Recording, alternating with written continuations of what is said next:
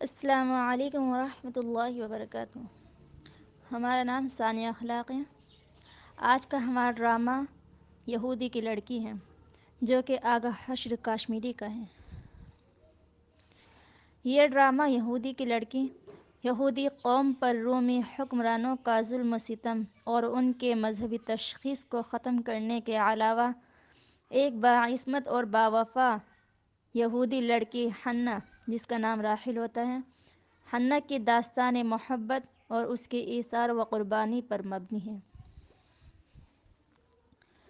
سلطنت روم میں یہودی، عیسائی اور پارسی سب رہتے ہیں۔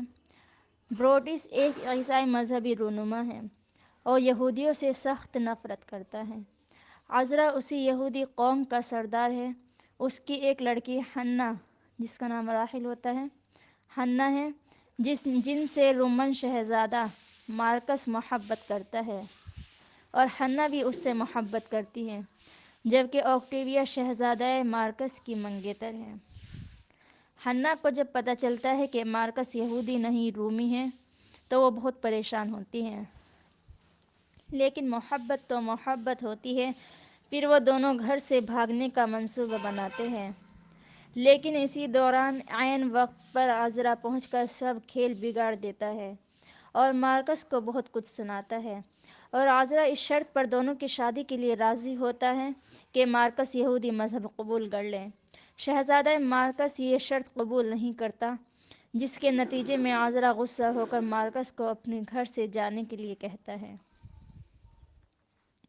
حنا اور عذرا عین اس وقت اوکٹیویا کے گھر پہنچتے ہیں جب اوکٹیویا اور مارکس کے متعلق ایک محفل منعقد ہوتی ہے۔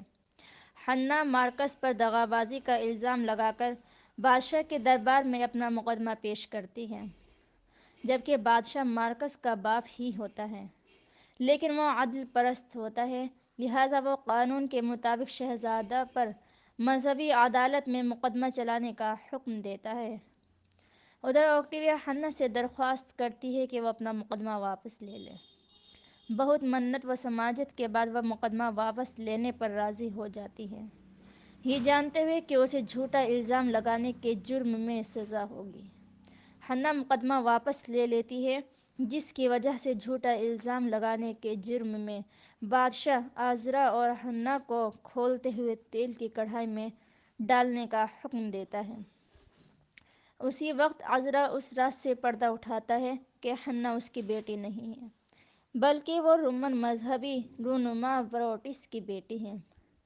جب شہر میں آگ لگی ہوئی تھی تو وہ اسے بچا کر گھر لے آیا تھا اور اس کی پرورش و پرداخت اپنی بیٹی کی طرح کی تھی۔ بروٹس اپنی بیٹی کو گلے لگاتا ہے۔ عذرا اور حنا معاف کر دی جاتے ہیں۔ مارکس حنا سے اپنی بے وفائی کی معافی مانگتا ہے۔ مارکس اور اوکٹیویا کی شادی ہو جاتی ہے اور ڈرامہ اپنے اختتام کو پہنچتا ہے۔ السلام علیکم ورحمۃ اللہ۔